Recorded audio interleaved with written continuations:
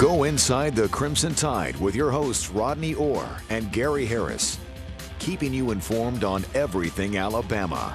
And now, Tider Insider TV. We may be smack dab in the middle of football season, but we're talking hoops. Both the Alabama men's and women's basketball teams have opened practice.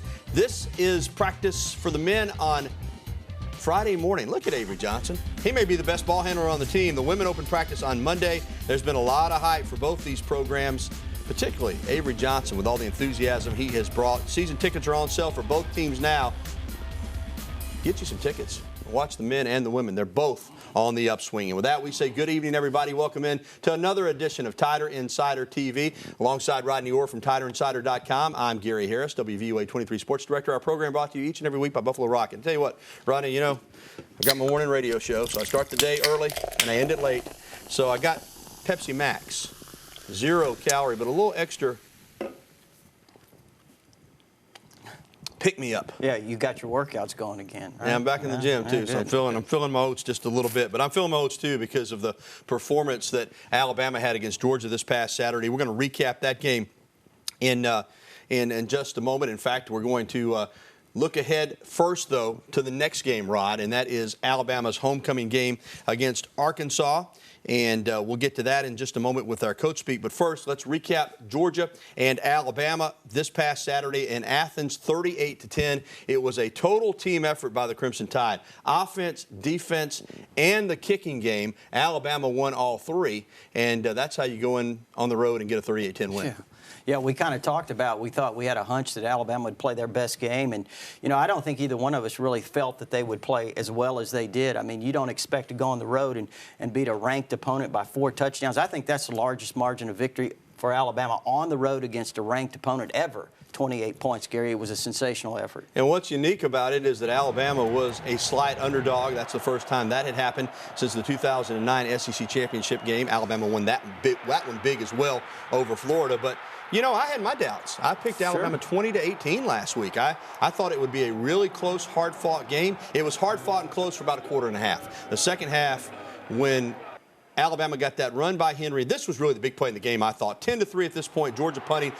Minka Fitzpatrick, the freshman from New Jersey, the blocked punt and the touchdown. And from there, Alabama really never looked back. Well, I think Alabama really physically dominated the line of scrimmage from the start, Gary. It took them a little while to get going, but, you know, they appeared to be in good shape. You could tell, as we talked about last week, that Alabama's defensive line is probably the most dominant group in the country when you talk about defensive line. They totally shut down Nick Chubb. Again, he had 146 yards rushing, but until that 83-yard run, Gary, they controlled him completely in the game, and we're in control. Now it's one game. Nick Saban has been quick to point that out this week, and he's right. You know, it's a new battle, but at the same time, what can Alabama take from that performance that you think will carry over for the remainder of the season? Well, I think anytime you go on the road like that, Gary, it certainly builds a lot of confidence. You're talking about an offensive team that was really young with a quarterback that's not very experienced in Jake Coker. I think they should have gained a lot of experience, and they probably have figured out more what they can do, you know, with Coker and with this offense. I think when you look at them, they're a physical running team. They established that against Georgia. That was outstanding. And then Jake Coker really seemed to come into his own as a thrower in terms of throwing the ball down the field. Had a great throw down the middle to Richard Mullaney, who made a great catch, by the way, but also the big throw to Calvin Ridley. I thought that was probably his best throw of the year. All right, so Alabama wins at 38-10. The Tide's back in the hunt for the SEC and national championship, because if they can win the SEC, they could probably get a spot in that playoff. So Alabama is looking good. We could tell earlier, Rodney, I was so excited about this game and also excited about the Arkansas game. I didn't know if I wanted to recap Georgia or look ahead to Arkansas. So we went ahead and recapped Georgia. Now, though, it is time to look ahead to the homecoming game against the Razorbacks this Saturday night, 6 p.m. at Bryant-Denny Stadium. And to do that, we start off with our Coach Speak segment brought to you each week by Med Center. So let's hear now from Alabama head coach Nick Saban and Arkansas head man Brett Bielema. Arkansas, to me, has a really, really good team. Everybody knows what a physical game it was last year, and you know they have 16 starters back. I know they got a couple receivers that are injured, but for the offensive linemen, really good running back, and Alex Collins, quarterback Brandon Allen, has been starting now for 3 years and is a very, very good player. And you know, their defense is one of the tops against the run in the SEC, and overall they have played better and better each week. To me, they're the staple of what college football is, not just the SEC. They've got a phenomenal head coach, their environment. I know that you guys that have been there, I'd never been there until 2 years ago. I mean, it's as good as any environment. I've been in the Big Ten and the Big 12. I've been to every part of this country, and I think that environment is probably as good as any that there is for a home game environment, week after week after week after week. And we all know that their draft selections and their history of first-round draft picks and where they rank in recruiting. I mean, they just have an endless supply of everything that you need, and I think that's what makes this game so fun and intriguing, and hopefully makes all of our guys' juices flow a little bit more. So there you have our Coach Speak segment brought to you by Med Center. But, Rodney, much more to come on the Arkansas Razorbacks. In fact, we will be talking about the homecoming week at Alabama, and we'll take a closer look at the Hogs.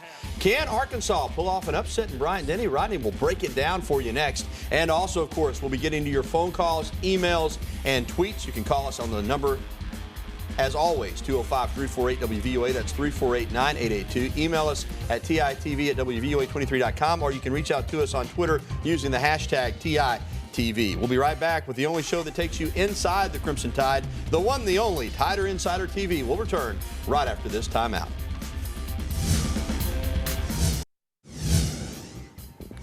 We had the Iron Bowl of soccer last Thursday night in Tuscaloosa, Alabama, taking on Auburn. Auburn ranked number 8 in the country. The Tide, though, down 1-0 at the half. They come back. Thielen Jimenez, the Torrey Gann were tied at 1. We go into overtime. Not 1, but 2 overtimes. Alabama dominated the second half, had a chance to win in regulation, but in the second OT, watch the great cross kick here in the header by freshman Taylor Troutman. Auburn wins the Iron Bowl of soccer for the 4th straight year, 2-1 in double overtime. Well, it's now time for a brand new segment here. It's Halloween season, right? And we have what we're calling the horrific play of the game, brought to you by the At-Rocks Factory. It's the Southeast's largest all-indoor haunted attraction with well over 40,000 scary feet of mayhem. It's one of the top haunted destination attractions in the United States. And our horrific play this week is on the Georgia side. It's horrific for them. It came at a bad time for the Bulldogs, as we mentioned. 10-3, second quarter. Mika Fitzpatrick, the block punt for a touchdown. That made it 17-3, and it was a game of horrors from there on out for the Georgia Bulldogs.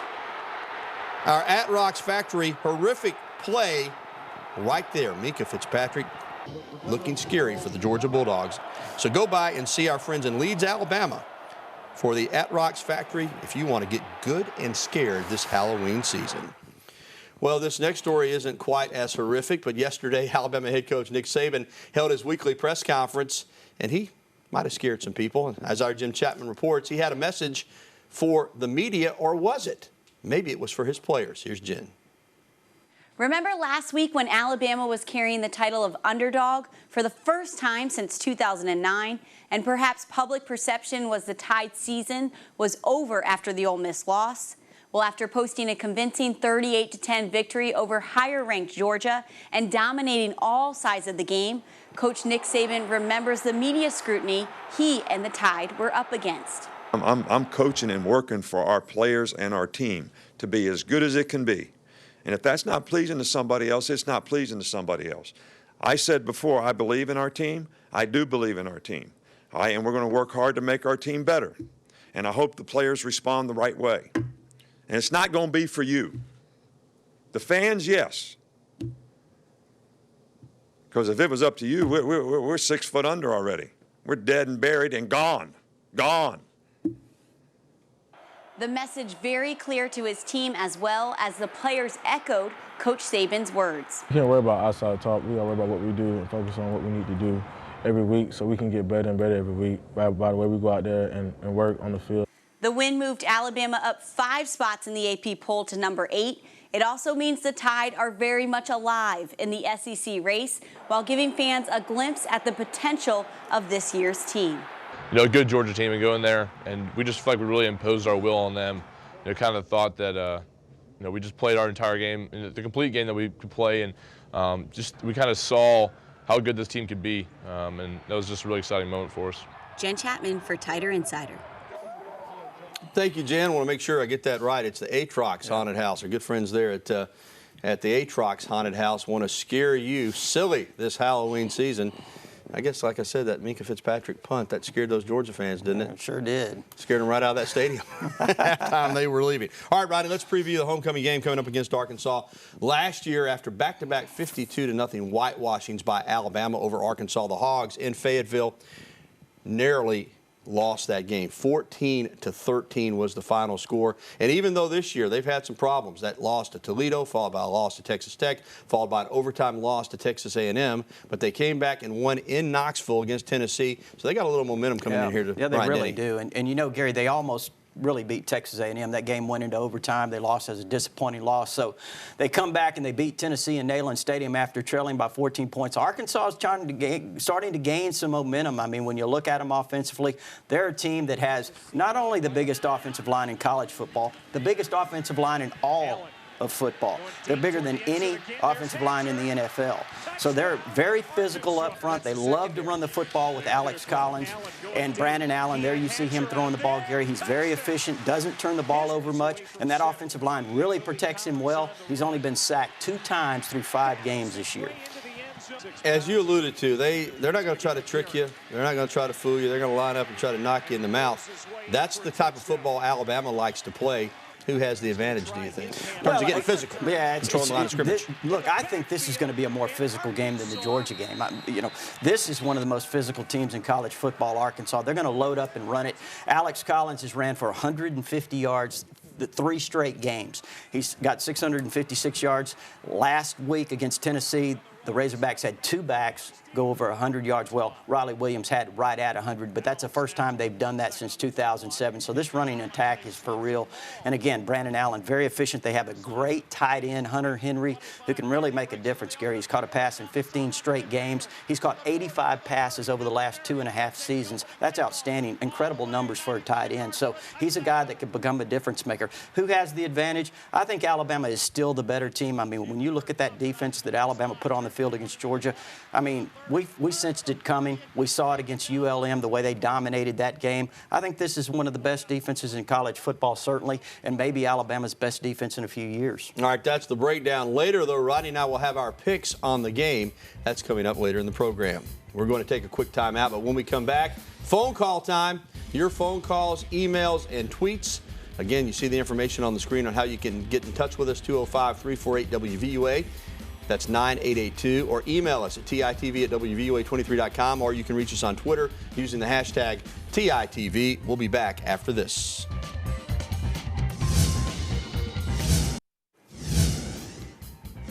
And welcome back. You ready to take some phone calls? Sure. All right, y'all are giving me grief in the studio here about saying Atrox. I knew it was Atrox. I said Atrox before the show, and then I just saw ATROX pop up. Yeah. And I want to go. I'd love to go to a haunted house. But like I said, when you work 7 days a week, you don't get a chance to go to many haunted houses. So, again, it's the Atrox Haunted House in Leeds. You need to go. They're going to scare the mess out of you this Halloween season.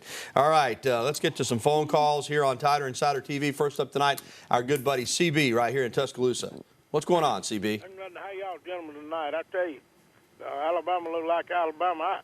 I tell you, I'm one of the worst to be showing up, be tough and rough and negative about the secondary, and I know it's just one game, but I got to give them a shout out, a thumbs up, whatever whatever they want to hear, because they done a fine job. The whole team did, and I just hope they was in position good, and I just hope they keep going. I'm glad you did that, CB, because you're right. Secondary played the best game maybe we've seen from an Alabama secondary couple of years. I mean, they were great. Our CB called us back in the summer asking about secondary improvement. We really thought they would be improved, CB. It's taken a little while. They've got a lot of youth, obviously. When you're talking about Eddie Jackson, he had to move back to safety. He really didn't have much experience there. You're talking about Marlon Humphrey, a redshirt freshman, obviously no experience at that corner spot.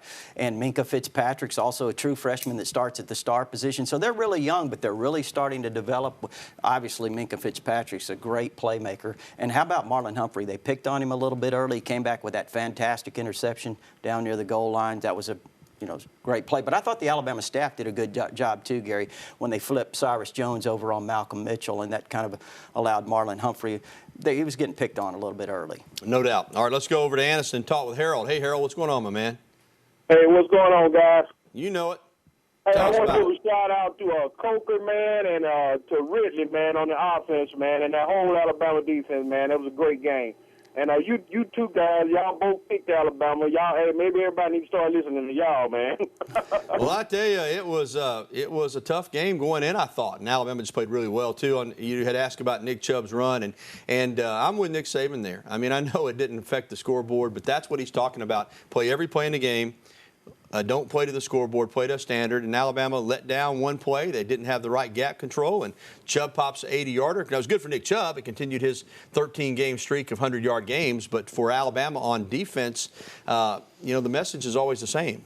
Keep playing, because if that's a 10-point game or a 13-point game, a play like that can wind up getting you beat. And a lot of people blame Reggie Ragland for missing the gap, but Coach Saban said after the game that it was Reuben Foster, so.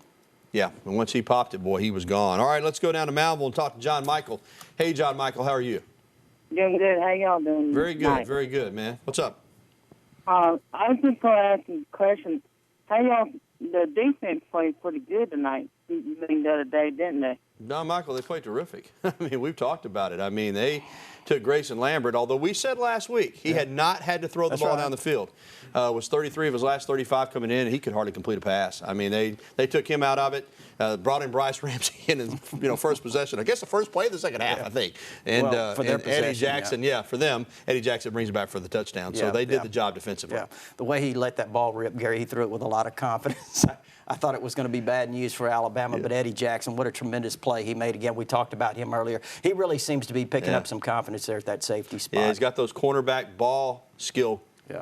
Ball skills, and it really helps him at safety. All right, we'll be right back with more phone calls and emails. You're watching Tighter Insider TV. There's the information on the screen if you'd like to get involved in the program. Go ahead and give us a call now. We'll talk to you. More TITV coming up right after this.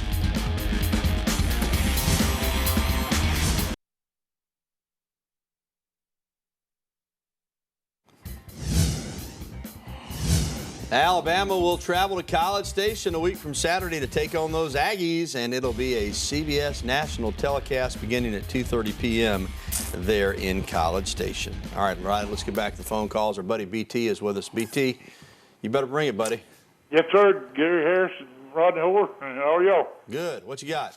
I'm just saying, why don't they let Marlon Humphrey play at running back, Gary? I just thought I asked that question. Okay, BT. Well, because he's a top-notch cornerback. That's why. I mean, that's a short answer. I mean, he's a talented kid. He could probably play on offense, but I think they need him at corner. I think that's his best position. BT sees that number 26 with Humphrey on there. That's what he sees. Yeah, he's an outstanding young prospect at cornerback, BT. And Alabama has some good running backs. Look forward to seeing more of Bo Scarborough. Look forward to seeing more of, Marlon Humphrey, too, making plays in that secondary. Thanks for the call, BT. Let's go to Coleman and talk to Chris. Chris, you're on TITV. Chris, you with us, my friend? Going once, yeah, go ahead, Chris. You're on, buddy. Go ahead. Yes, I want to find out the status of Tony Brown. I noticed I haven't been seeing him play a whole lot. Well, Chris, he's a special teams terror. So he plays special teams every week and plays it very, very well. Now, he is trying to get more time in that secondary, but if you look out on special teams, you're going to see number 7 around the ball usually. Yeah, absolutely. He's made a lot of plays on special teams, the coverage teams, and, he has great speed, so obviously it's very valuable there. And you look at him, though, in the future, I think Chris, he'll make an impact in the secondary. Maybe not as much this year, but as we move along next year. Yeah, remember, Chris, he's only a sophomore, so he's still got a couple of years after this season. All right, speaking of Bo Scarborough, everybody wants to know about Big Bad Bo. We got an email, Rod, wanting to know about his playing status for this weekend. Will he play? Well, I think there's a very good chance, Keelan. I mean, he played at the end of the game a little bit against Georgia, but we said last week, Rodney and I tried to warn you. Everybody was saying we were going to unleash Bo.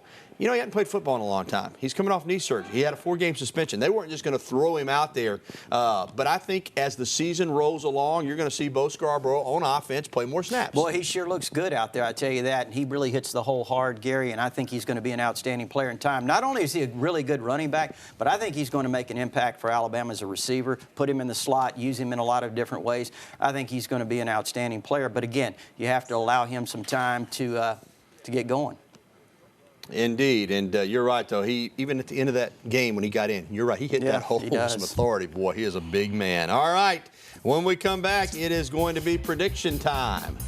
How will Rodney and I roll in this game between Alabama and Arkansas? You stay tuned to find out. We are coming back to the University of Alabama in Tuscaloosa with more Tighter Insider TV right after this.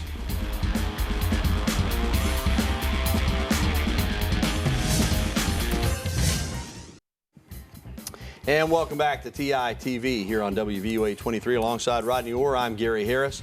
These beautiful shirts we're wearing tonight are provided to us by The Locker Room, located on the University Strip in Tuscaloosa, a Tuscaloosa tradition since 1964 and home of the original elephant wear. Now, let me tell you something about the folks at The Locker Room. Alex Gatewood and Rush and the staff, they will treat you like family. You just don't come in there and get brushed aside. They will spend time with you. They will help you get the right wardrobe choices for you. And they've got ladies wear as well at The Locker Room, but of course we love the original elephant wear. Great for game day. So check out The Locker Room in person, or you can shop online. All right, Rodney, with that said, it is time now to make our picks for Alabama and Arkansas. Homecoming at the Capstone on Saturday night. As always, we lead with you. Well, Gary, this is a dangerous game. I mean, when you look at Arkansas, they're a very physical team, as we talked about, coming off a big win in Athens. This is an opportunity to see how much maturity this Alabama team has. But I think they're going to be up for it. I pick Alabama 28-17. I'm even going to go one step further. I really think Alabama, that Georgia game, the switch went on. I think they're going to be a dominant football team from here on out. I really do. I like Bama to kind of wear Arkansas down and go ahead and win this thing. Let me check out the final that I predicted, and it is 31-13 Alabama. And see, they capitalized mine. So that tells you right there they put a little more stock in my pick than your pick. Well, how about that? All right. I think you did that. That is going to do it for Tighter Insider TV for tonight. For Rodney Orr, I'm Gary Harris. Thanks for watching. A reminder, if you missed any of tonight's show, we've got a replay coming up at 10:30, or you can watch it at WVUA23.com. Have a good night, everybody.